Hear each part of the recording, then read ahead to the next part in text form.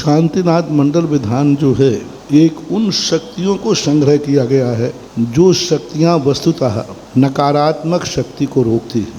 नकारात्मक जैसे आपके यहाँ एंटीबायोटिक दवाई होती है, वो दवाई ताकत नहीं देती है, वो क्या करती है, जो कीटाणु हैं जो उनको मारती है।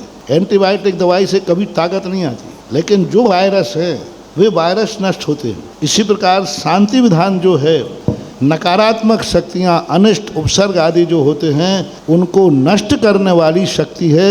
इसलिए उन्होंने 8 जो बीजाक्षर दिए हैं, उन 8 बीजाक्षरों का जब हमने ध्यान किया, आगम से तोला, तो वे 8 बीजाक्षर जो हैं एंटीबायोटिक हैं, नकारात्मक शक्ति को बाहर फेंकते हैं, जो कुछ गलत है। इसलिए जब भी कोई भी अनिष्ट हो जाता है तो शांति विधान ही किया जाता है। पंचपरमिष्टि नहीं, भक्तांबर नहीं, त्रिलोक तिलक नहीं, कल्पद्रुम नहीं, ये जो बड़े बड़े विधान हैं ये अनिष्ट निवारक नहीं है। लेकिन शांति विधान अनिष्ट निवारक है, क्योंकि पहला विधान है जिसमें बीजाक्षरों का नाम आया। जितने विधान, किसी भी विधान में बीजाक्षरों का उल्लेख नहीं किया। महज शांति विधान में 8 बीजाक्षर है और 8 बीजाक्षरों की उन्होंने महिमा गाई है। तो वो 8 जो बीजाक्षरों को उन्होंने नियुक्त किया है वो बहुत ज़्यादा एंटीबायोटिक हैं जो अनर्थ से बचाते हैं। इसलिए सभी विधानों में मात्र भक्ति होती है, सभी विधानों में मात्र एनर्जी डेवलप की जाती है, सभी विधान सकारात्मक शक्तियाँ देते हैं। लेकिन शांति विधान जो है वो एंटीबायोटिक का काम करता है। इसलिए जगत में किसी भी अनिष्ट होने पर शांति विधान लोग करते हैं, चाहे मंदिर का कार्य हो, चाहे कैसा भी हो। किसी भी भाई कोई गलती नहीं हो गई हो, भगवान को उठाना रखना है, अरे कोई गलती नहीं हो, शांति विधान कर लो, तो ये उसकी शक्ति है। भक्तांबर विधान जो है स्वयं अपने आप में बीजाक्षर रूप नहीं है, लेकिन वो बीजाक्षरों का प्रतिबिंब है।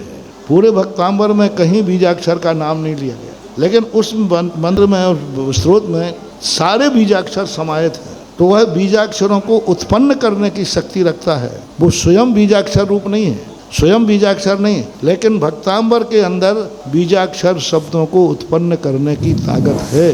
तो भक्तांबर जो है वो दोनों प्रकार का है, शक्तिदायक भी है और नकारात्मक ऊर्जा को भी नष्ट करने वाला है, शक्ति भी देने वाला है, क्योंकि वो इतना पावरफुल बनाता है व्यक्ति को। शांति विधान में और भक्तांबर विधान में थोड़ा अंतर है। शांति विधान ताकत नहीं देगा, मात्र दुश्मन को हटा देगा, लेकिन भक्तांबर विधान दुश्मन को हटाएगा भी, साथ में उसकी क्षतिपूर्ति भी करेगा, वह ताकत भी देगा। क्योंकि उस विधान के अंदर भक्ति का जो स्वरूप है वह किसी श्रद्धेय को सौंपा गया है, उसमें याद किया गया है। हमारी सारी शक्तियों को हमने किसी भगवान के द्वारा केंद्रित किया है, हमने भगवान को सामने रखा, उनकी महिमा सामने रखी। और जब कोई महाशक्ति हमारे सामने आती है तो वो मात्र नकारात्मक स्थिति को ही नहीं नकारती, पॉजिटिव एनर्जी भी देती है, ऐसा भी।